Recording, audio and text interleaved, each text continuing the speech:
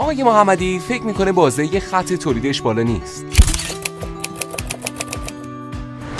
برنامه‌ریزی برای سخته. از یه طرف هزینه تمام شدهش به صرفه نیست، از اون طرف هم میخواد خط تولیدش رو توسعه بده. ایشون خانم موسوی هستند و صبح تا شب تو مدرسه.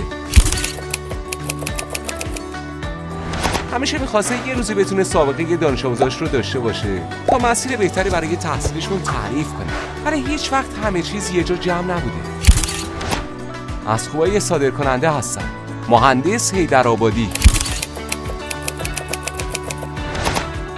چالش برنامه‌ریزی برای اینکه الان کدوم بار کجاست و چجوری باید تا مقصد مدیریتش کنه برای مهندس خیلی سخته. خانم موسوی میتونه از یه نرم افزار مناسب استفاده کنه تا پرونده جامع برای دانش آموزاش داشته باشه. پرونده‌ای که هم آموزشی باشه، هم پرورشی، هم سلامت، هم علاقه‌مندی‌ها که بشه بهتر راهنماییشون کرد. آقای محمدی میتونه با داشتن یه ERP خیلی ساده و به صورت لحظه‌ای هم فرایند تولیدش رو مدیریت کنه و هم محاسبه کنه هزینه تمام شده ی هر محصولش دقیقاً چقدره.